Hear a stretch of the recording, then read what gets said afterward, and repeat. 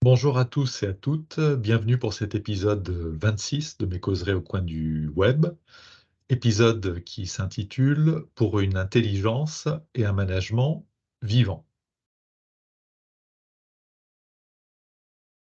Une fois n'est pas coutume, cet épisode ne sera pas une analyse, mais plutôt un court manifeste. Depuis plusieurs mois, ChatGPT déchaîne les passions. Va-t-elle contribuer à la fraude et au plagiat à l'université? Des millions d'emplois tertiaires vont-ils être supprimés? L'intelligence de nos salariés, managers, citoyens va-t-elle bientôt être remplacée par ces nouveaux outils?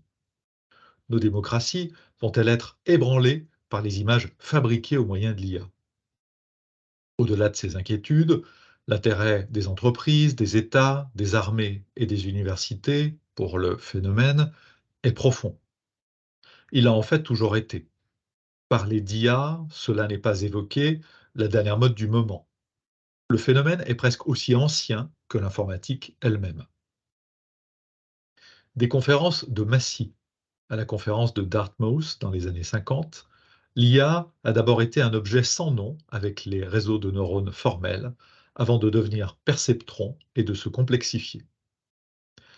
Inspirée des modes de fonctionnement supposés du cerveau humain, elle a notamment progressé en démultipliant le nombre de ses couches de réseaux de neurones artificiels. Et plus que tout, elle a toujours été indissociable d'un projet de représentation du monde. Dans les années 50 et 60, le management lui-même s'est développé dans cette direction représentationnaliste.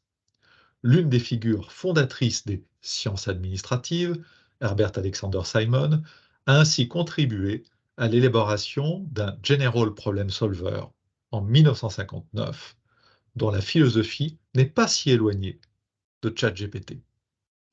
L'outil proposait de représenter les problèmes et de les résoudre par des voies générales. Simon sera lauréat du prix Turing en 1975 et du prix de la Banque de Suède en sciences économiques en mémoire d'Alfred Nobel en 1978 pour ses contributions à cette approche de la rationalité. Comprendre cette artificialité est fondamental pour toute critique de fond sur l'IA. Une IA trop connexionniste, ancrée dans des réseaux de neurones formels, peut avoir des effets boîte noire très problématiques sur ces processus insuffisamment explicables.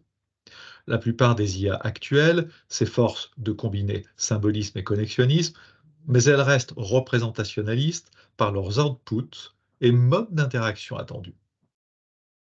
Au-delà de la technique et des enjeux d'explicabilité, l'IA a toujours été un mode de contrôle du monde par la représentation et ses interfaces ultérieures de visualisation et de conversation. Il faut représenter et simuler le monde, s'approcher au plus près de cette réalité à l'extérieur. Représenter, c'est distinguer un représentant, ce décideur à la recherche d'une bonne décision sur un problème, et un représenté, le monde. Ce monde est fait d'objets décisionnels. Il est à disposition. Il est tout entier, ressource. Aujourd'hui, ChatGPT n'est pas différente. Avec elle, nous conversons, nous posons des questions auxquelles l'IA répond directement.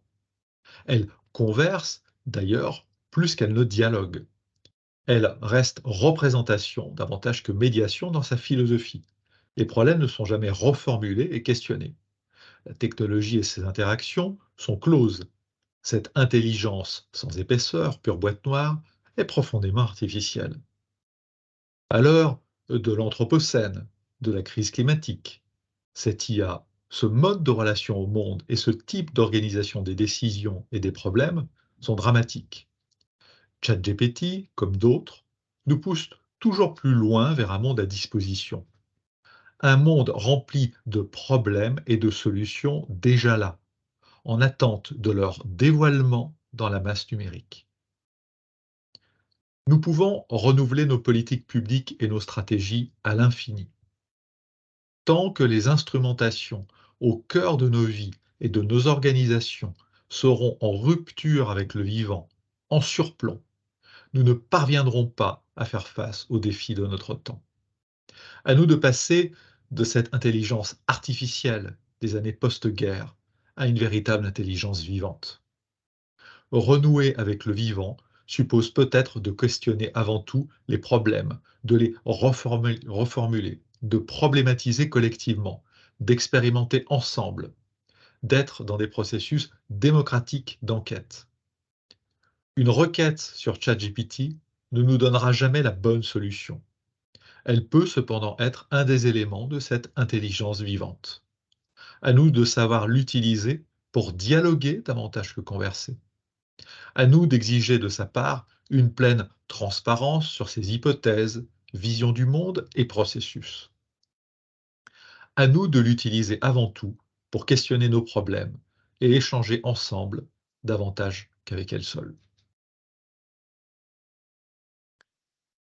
Quelques références pour approfondir mon propos, notamment par rapport à son sillon et son origine historique. Je vous remercie pour votre patience et votre écoute. N'hésitez pas à m'envoyer vos commentaires à l'adresse devojani@dauphine.fr. À bientôt.